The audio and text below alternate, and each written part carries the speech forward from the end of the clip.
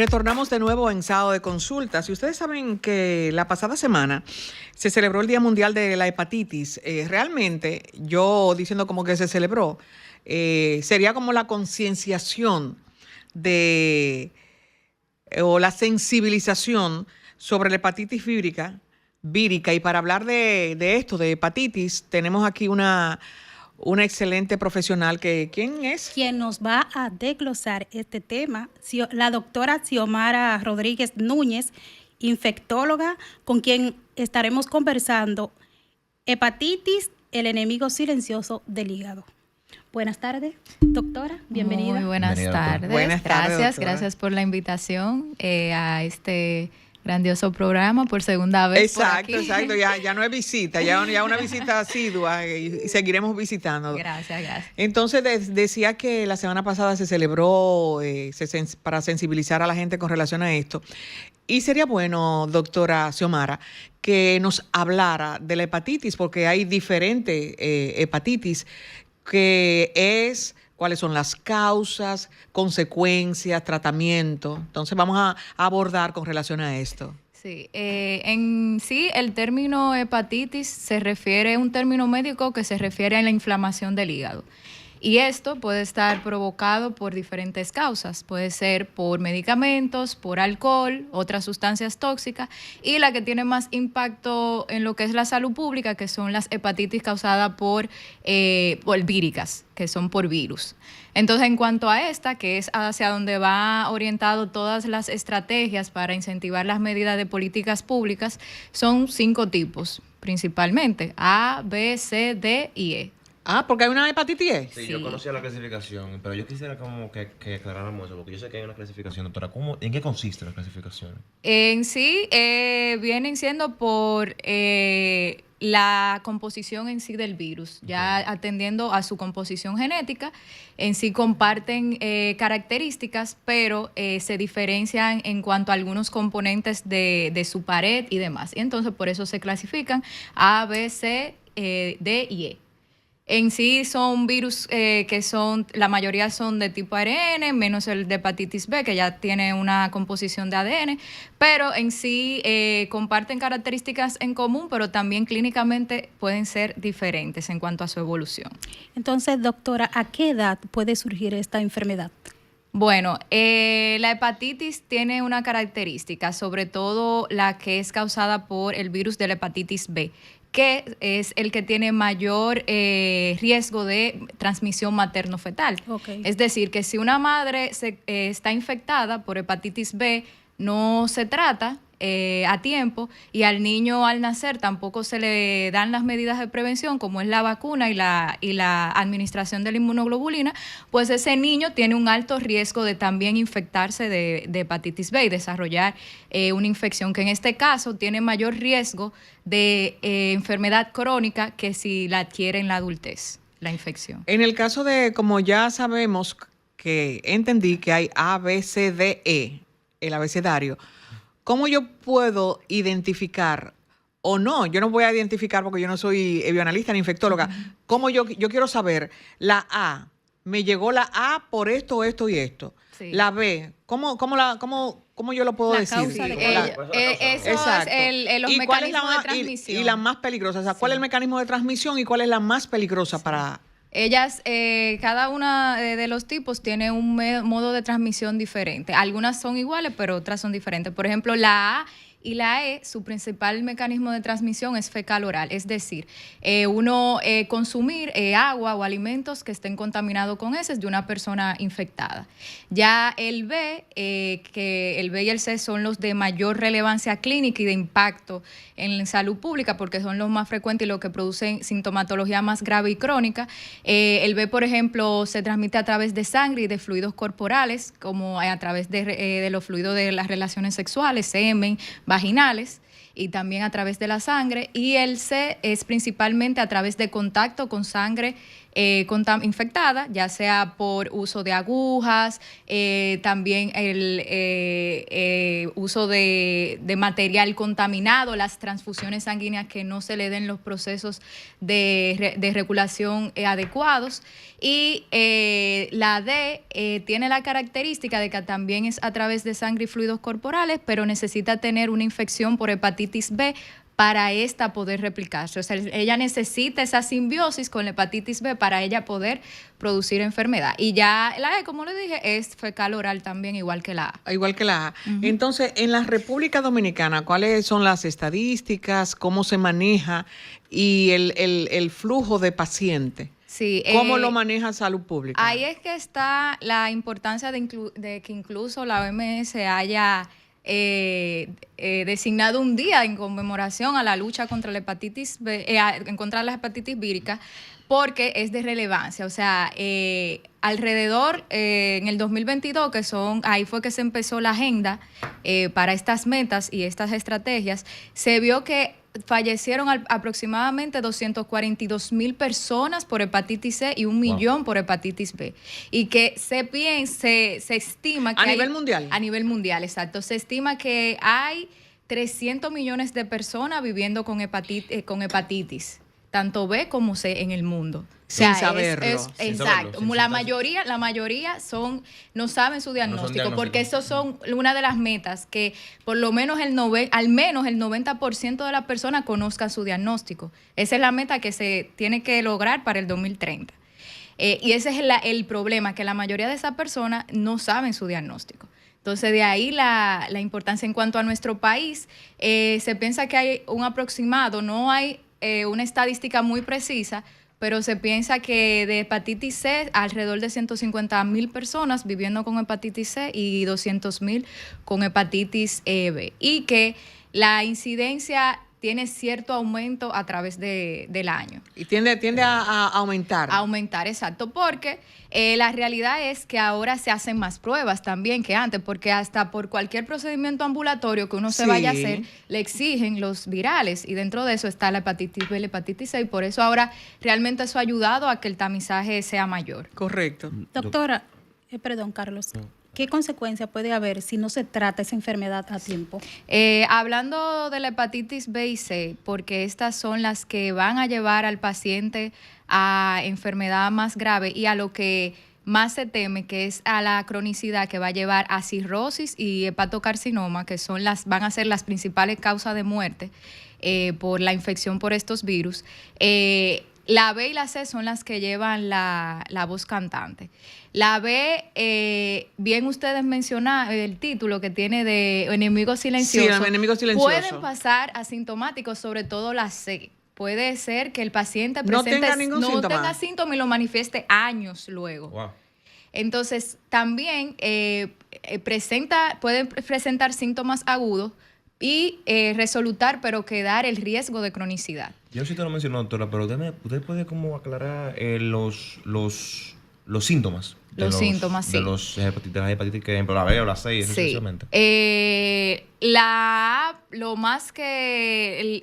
todas se parecen en cuanto a su cuadro clínico. Van a producir fiebre, malestar general, fatiga, dolor abdominal. Ya la hepatitis B y C entonces suelen llevar más a daño hepático grave. El paciente se pone amarillo, que es lo que se llama ictérico, ictericia, va a presentar una orina muy oscura como color Coca-Cola, las heces van a estar pálidas porque hay una alteración en la función hepática.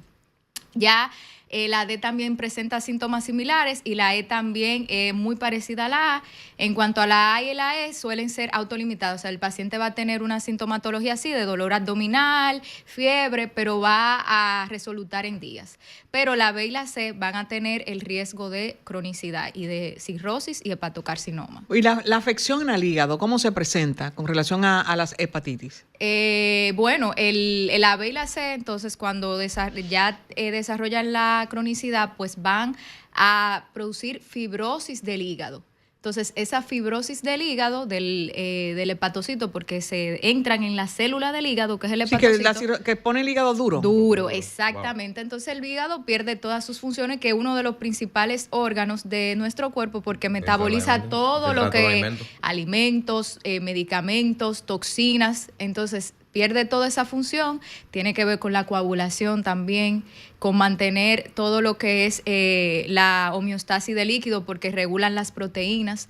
Entonces, por eso vemos que muchos pacientes cuando están crónicos presentan alteración de la coagulación, que se le pone que la barriga grande porque presentan ascitis. Que no entendía. Entonces, cuando a un paciente se le dice, no, él tiene una cirrosis hepática, es porque tiene una hepatitis.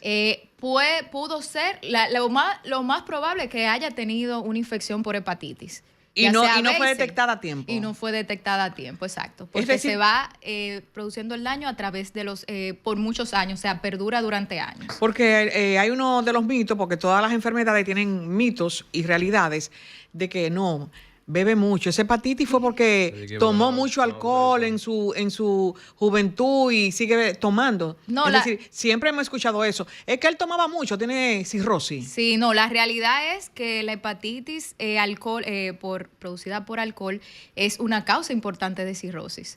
O sea, después de la hepatitis vírica, una de las causas más frecuentes de cirrosis va a ser el consumo excesivo de alcohol. O sea que sí puede ser una causa, pero el descartar que haya sido por una infección vírica, como la hepatitis, es uno a descartar. Y una pregunta, doctora, con respecto a eso, por ejemplo, el alcohol, por ejemplo, ¿qué es el consumo excesivo? O sea, una persona que consume alcohol diariamente es la que puede padecer de esta... Sí, o sea, ya inclusive personas que excedan cierto número de vasos por una vez a la semana ya se considera alcohólico. Imagínate una persona que...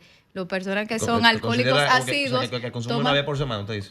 Inclusive si tú tomas más de 2 botellas de cerveza a la semana, 3 botellas, ya tú vas entrando en el rango de tener riesgo de daño hepático y demás. O sea que imagínate una persona que son los alcohólicos, suelen ser personas que toman todos los días, pues entonces evidentemente el riesgo va a ser bastante grande. Vamos a mencionar también algo. Yo quiero, porque yo conozco que las hepatitis le da mayormente a mujeres. Yo conozco mujeres que le ha dado hepatitis. Es verdad, sí, ¿hay un sexo específico? Puede ser, o sea, me pueden corregir, pero yo quiero que discutamos eso. ¿Se puede presentar en la hombres? Doctora Xiomara puede corregirte ahora mismo. Yo quiero que usted mencione eso.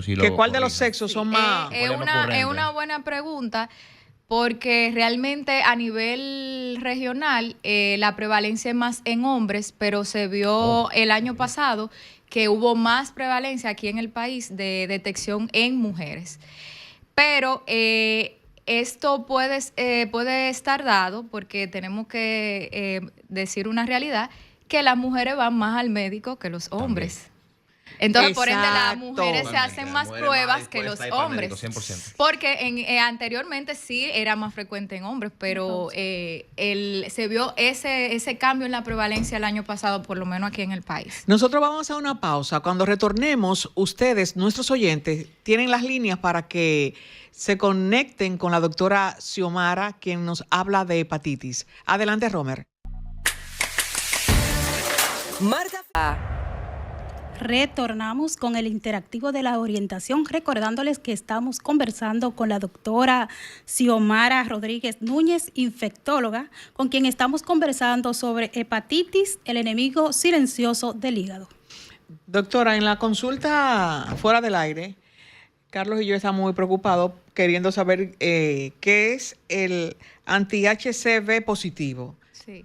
Esa es la prueba serológica por la cual se hace el diagnóstico de hepatitis C, que es la detección de anticuerpos, es decir, los anticuerpos son sustancias que produce nuestro sistema inmunológico cuando entra en contacto con una partícula externa e infecciosa. Entonces crea esos anticuerpos. Cuando esos anticuerpos están en ciertos niveles, pues entonces se consideran positivos y quiere decir que el paciente tiene la infección o estuvo infectado.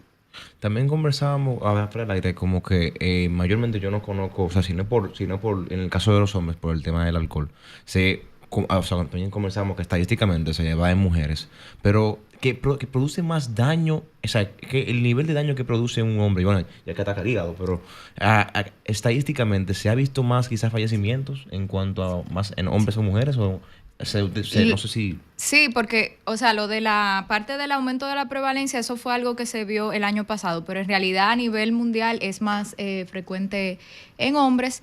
Sí, el desarrollo o la progresión va a depender también de factores en sí del paciente, que concomitante de lo que estamos hablando, sea un paciente que tome alcohol, que use ciertos medicamentos o ciertas sustancias, por ejemplo, drogas, va a hacer que el hígado se afecte más y por ende desarrolle una enfermedad más severa y más grave. ¿Y cuál es? Bueno, perdón, man. No, yo tenía la pregunta con relación a qué otros órganos pudiese afectar la hepatitis a un paciente. Sí, realmente las hepatitis pueden producir enfermedad extrahepática, que eso inclusive es un criterio para tratamiento, iniciar el tratamiento, puede afectar el sistema cardiovascular, el sistema cutáneo, desencadenar enfermedades autoinmunes, inclusive se ha visto asociación a procesos neurológicos como depresión o deterioro cognitivo. Sí. O sea que sí. Afecta la salud mental directamente. Se puede haber una asociación exacto con deterioro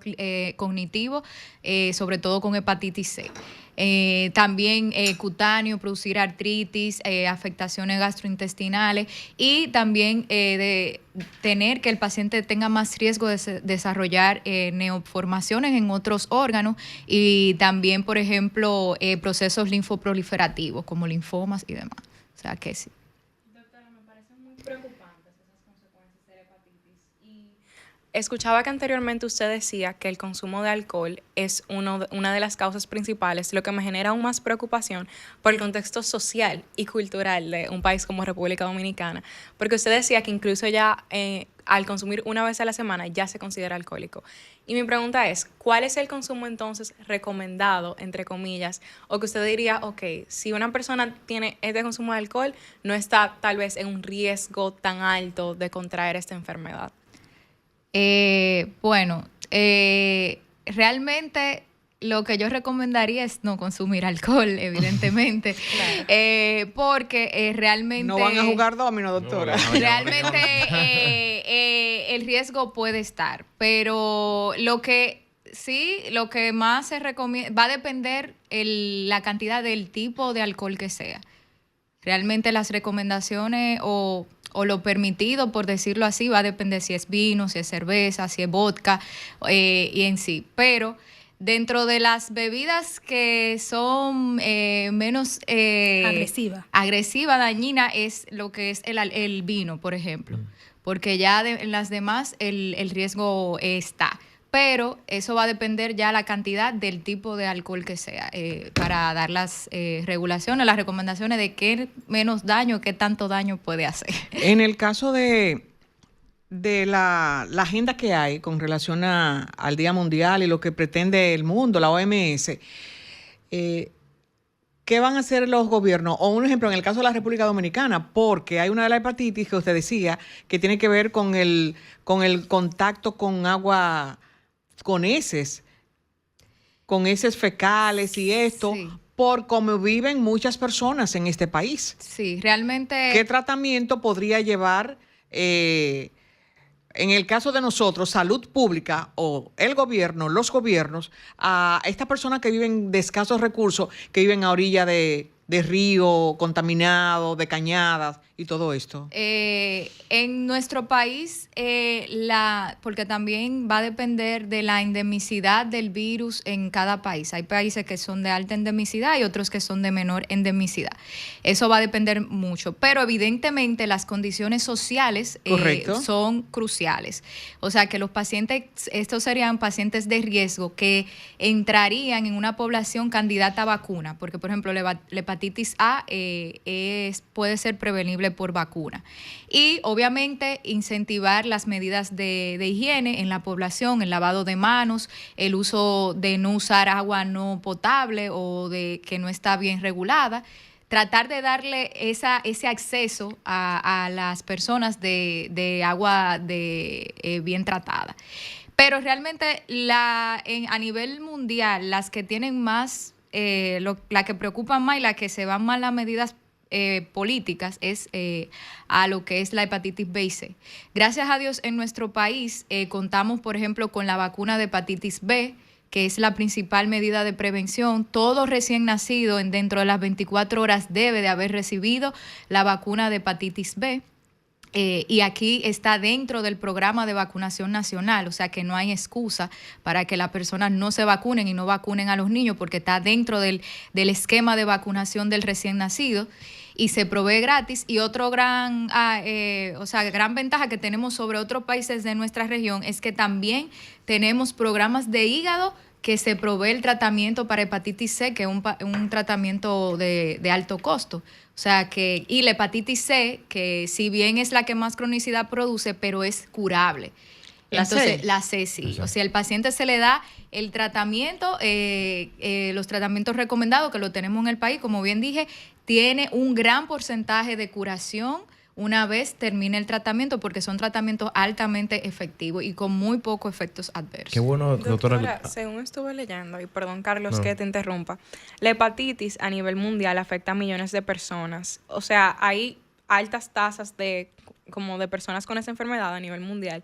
Lo que conecto con lo que usted dice de que ya hay tratamientos efectivos y vacunas desarrolladas. Entonces, ¿cuál usted diría que son los principales desafíos en la implementación de esos tratamientos, y por qué, a pesar de la existencia, por ejemplo, de la vacuna y de esos tratamientos, la tasa de personas con la enfermedad sigue siendo tan alta? Y en ese mismo sentido, si usted tiene alguna estadística o aproximadamente cuántas personas en el país tienen la enfermedad. Ya lo había hablado anteriormente, sí. Aproximadamente 200,000 personas con hepatitis B y 150,000. Eso es un estimado porque no hay una estadística tan precisa. Y no todo el mundo va al médico, sobre todo los hombres. Exacto. Y como sabemos, aquí en nuestro país hay ciertas limitaciones con llevar datos estadísticos. Entonces, en sí, sí, por lo menos en nuestro país, que es algo que se debe de reconocer, hay una dirección para el control de ITS, que es la DGCIT, que tiene un departamento para lo que es la hepatitis B, porque la hepatitis B es una infección de transmisión sexual. Tenemos un contacto, doctora. Buenas tardes. ¿Quién nos habla y desde dónde? Tarde de Bonao. Adelante con su pregunta a la doctora Xiomara Rodríguez. Una preguntita. Yo me dijeron que tenía que hacer para poder poner aquí, que la vacuna. Un poco más de señal, por Exacto. favor, no se escucha bien. Gracias. Adelante. Se cayó. Se cayó la llamada. Vamos a ver que nos vuelva a llamar. Sí. Hablábamos, la pregunta de Juliana, que era con relación a las estadísticas y hay algo también que, aparte de los tratamientos que hay aquí en el país, ¿qué tratamiento o qué alimentación debería ya tener una persona con hepatitis B y la C, que son las más con las que estamos trabajando para ir erradicándola? Sí, realmente lo que más se incentiva a llevar una alimentación balanceada, saludable, es decir, disminuir el consumo de grasas, porque el consumo de grasa también es un factor de riesgo por lo de la esteatosis y demás. El no consumo de alcohol, no uso de medicamentos sin prescripción médica. Tenemos el contacto. Buenas tardes. Sí, buenas tardes. Adelante con la pregunta a la doctora. Sí, le habla Rafael Hurtado Ruiz. Doctora, yo una pregunta sinceramente, después de que llegó el COVID a la República Dominicana, luego casi obligaron a todo el mundo a que se vacunara, luego posteriormente vienen comentarios que el que se vacunó ya tiene poco tiempo de vida. ¿Para usted eso es cierto o es mentira? Yo como infectóloga siempre voy a ser pro vacuna. O sea, realmente la evidencia de no estamos hablando de COVID, pero realmente la evidencia de daño secundario a la vacuna, hay muy poca evidencia realmente. Y por eso sí se sigue recomendando uno a vacunación. Quiero ya aprovechar la pregunta del oyente para resaltar algo, que las tasas de vacunación luego de la pandemia se redujeron. Y la hepatitis B nos escapa, porque dentro de todo el esquema infantil de vacunación está lo de la hepatitis B. Lo digo por lo que hemos visto en la noticia del aumento del sarampión en Estados Unidos y demás. Y sí, realmente, ya que él menciona el COVID tuvo una repercusión porque las tasas de vacunación disminuyeron durante ese periodo. Exacto. Hay muchas personas que con relación a una agenda o algo, tienen un nombre, dijeron, no, yo no voy a vacunar a mis hijos de nada.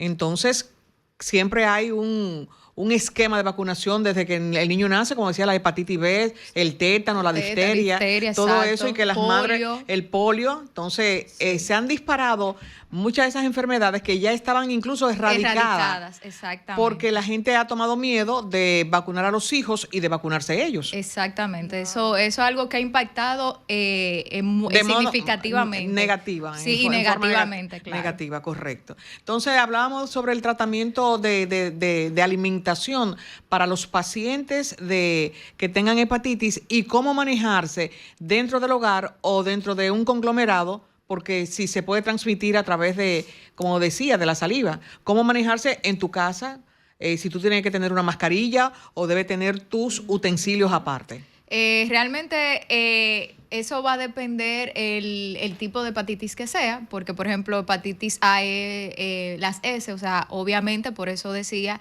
el lavado de manos es crucial. Ya en cuanto a la hepatitis B y C, ya ahí es más fluidos, es decir, sangre, secreciones, saliva.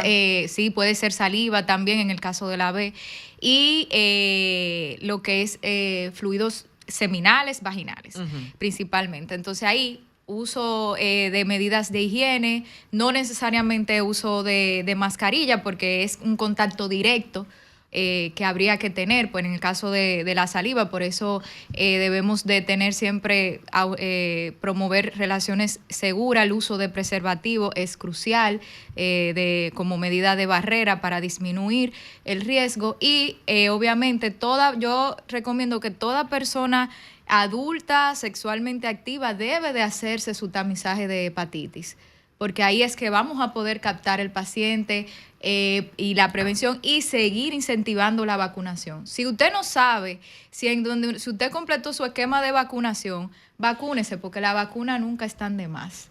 Buenas tardes. Buenas tardes. Adelante con la pregunta a la doctora Xiomara Rodríguez. Hola, no, para decirle que yo le he hecho tanto a todas las vacunas. No se escucha Acérquese muy un poquito bien. más al teléfono, que no se escucha muy bien. Es que no se escucha, como que no hay mucha señal. No se escucha muy bien. No sé, se cayó. Doctor, usted decía entonces que, bueno, si la gente no está segura, que se vaya a chequear y todo eso, ¿cada cuánto tiempo deberíamos chequear por si tenemos hepatitis? ¿Cada cuánto tiempo? Eso va a depender del factor de riesgo que se tenga. Si, por ejemplo, es una persona que tiene múltiples parejas sexuales, profesionales del sexo, como dicen, personal de salud, que tiene alto riesgo de contacto con personas infectadas, pacientes que estén en hemodiálisis, aquellos pacientes donantes de sangre deben de realizarse pruebas 2 veces al año y demás. Entonces, eso va a depender del factor de riesgo, pero inicialmente en la adultez se debería de hacer por lo menos una vez, tener esa serología de hepatitis B y C, sobre todo porque estas son las que tienen el riesgo de Tenemos cronicidad. una llamadita. Pues yo voy a hacer una cosita. Hola. ¿Desde dónde Adelante, nos habla? buenas. Bueno, que en realidad yo le agradezco demasiado a esas vacunas contra COVID. Las complicaciones, la muerte y eso que se están presentando es por la complicación del mismo virus, doctora, como usted infectóloga. La complicación del virus que produce en diferentes lugares. Así que la gente que se vacune, Gracias por su... Estamos de acuerdo. Gracias. Tenemos otro contacto. Buenas tardes, ¿quién nos habla y desde dónde? Ah, se cayó el contacto. Hablábamos con relación a los tratamientos y eso, doctora, y decía algo muy importante, conocer a tu pareja, porque vivimos en un mundo muy convulsionado donde tú no sabes y tú te besas con cualquiera. Es así. Tenemos Entonces, otra llamadita. Hay que mandar a decirle, mira, primero hazte los análisis, Sí, hazte los chequea tu análisis, Otra análisis. llamada. Claro que sí. Buenas tardes. Buenas tardes, adelante. De aquí de la zona oriental, Juan Sena Silverio. Adelante, buenas. Quería saber a la doctora que si en el beso se transmite esa enfermedad. Hablábamos de eso, señor Juan. Su contesta ahora. Buenas tardes, ¿quién nos habla? Sí, Primitiva, un abrazo para todos. Hola, Primitiva, ¿cómo Saludos, está? Primitiva. Mucho gusto. Calor, Adelante con la pero no maten a pregunta. los vivos. Amén. Saludos, Primitiva. Amén. Un abrazo para ti. Control Master también. Doctora, gracias por su tiempo. Pueblo dominicano.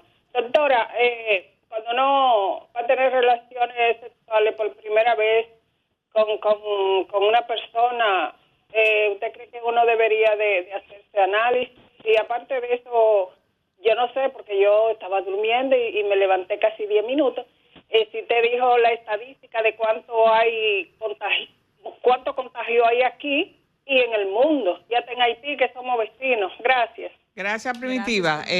La contesta a mi amigo Alberto Sena del beso. Sí. A ver si... y yo hablé de sí. eso, Alberto, sí. Uno de los fluidos en cuanto a la hepatitis B que puede haber riesgo de transmisión puede ser por saliva, aunque no es la vía más frecuente, pero sí puede haber riesgo, más sobre todo si hay algún tipo de laceración a nivel oral que pueda también facilitar la entrada del virus. Y Primitiva ya lo había dicho 2 veces, Sí, pero bueno que se lo pero repita. Se lo repetimos, Correcto. claro. Las estadísticas, querido oyente, aquí no son tan certeras, pero se piensa, según registro de fundaciones y demás, que aproximadamente 150,000 personas con hepatitis C y 200,000 con hepatitis B. Se encuentra a nivel mundial, hay un estimado de 300 millones de personas viviendo con hepatitis B y C. ¿Cuáles son los mitos frecuentes con las personas cuando tienen la hepatitis? Hay mitos, porque siempre el pueblo tiene mitos de todas las enfermedades. Sí, los mitos sobre todo Con relación a los tratamientos caseros. Los tratamientos caseros, ay sí, eso es un punto muy importante, porque usamos muchos té, usamos mucha, Exacto, esa sábila que hay que hojas, tomarse. remedios. Exacto. Hay que tener cuidado, porque como dije, el hígado es el principal organismo metabólico y hay muchas de esas hojas que se utilizan caseras que son tóxicas y que van a producir daño hepático. Imagínese usted tener una infección por uno de estos virus y además agregarle una toxicidad, una sustancia tóxica. Entonces ahí estamos propiciando el mayor daño y mayor progresión de la enfermedad. Es un punto muy importante porque aquí somos muy asiduos a los remedios caseros. 10 millones de médicos en la República Dominicana. Bueno, ya que por cuestiones de tiempo casi nos hacen señas de... No se lo recuerde, Juliana, por favor. Mira, él tiene la cabeza baja. Pero no quiero que se nos vaya el tiempo. Yo sé que ya se ha ido hablando a lo largo del programa, pero para sintetizar, para los oyentes que se han ido uniendo, ¿cuáles son los 3 consejos que nos da para lidiar en contra de la hepatitis? Prevenir. Lo principal, prevenir. Siempre, como dije, una de las cosas que recomiendo es siempre el paciente adulto sexualmente activo hacerse pruebas, porque es un factor de riesgo para adquirir la infección. Vacunar, incentivar la vacunación, como dije anteriormente. Si no sabemos si completaron nuestro esquema, la mamá se le perdió nuestra tarjeta de vacuna, no podemos vacunar de nuevo, reiniciar el esquema. También hay pruebas que se pueden hacer para uno determinar si el paciente tiene inmunidad. Por eso es importante uno acercarse a hacerse sus visitas médicas, aunque sea una vez al año. Eso es importante para así detectar posibles enfermedades prevenibles. Y otras medidas que yo recomiendo, siempre relaciones sexuales seguras, uso de preservativo, no usar, en caso de personas que usan drogas inyectadas, no reutilizar o compartir estas agujas, hacerse lo que son tatuajes, piercing y demás procesos que involucran contacto con sangre en lugares seguros, en lugares regulados. Y la higiene de manos y demás, uso de agua potable, esas son las principales recomendaciones para la prevención y demás diagnóstico y posible tratamiento. Es importante porque muchas veces nosotros, sobre todo la juventud, que quieren estar moderno con los tatuajes, con los piercing en diferentes partes del cuerpo, es bueno que se tomen estos conceptos para evitar problemas con la hepatitis. Un momento, Romer, exacto. Nosotros queremos, doctora, la doctora Xiomara Rodríguez Núñez, quien es infectóloga, que nos diga sus redes y dónde, si alguno de nuestros oyentes quisieran visitarla, dónde usted labora. Sí, yo estoy dando consultas en la Clínica Oncológica Integral 3, que está en la Avenida España, de la zona oriental, de donde nos llamó uno de los oyentes. En Villa Duarte. En Villa Duarte, exacto. Martes y jueves en horario de la tarde estamos disponibles por ahí. ¿Y las redes? Bueno, yo tengo un Instagram que realmente estamos trabajando ya en un Instagram profesional, pero por ahora Xiomara Rodríguez Núñez, así mismo me pueden conseguir en Instagram. Bueno, muchas gracias, doctora, por dedicarnos esta hora aquí en Sábado de Consultas. Gracias a Carlos, gracias a Juliana y gracias a Nelian. También a Romer y a Anthony. Feliz sábado. Bye.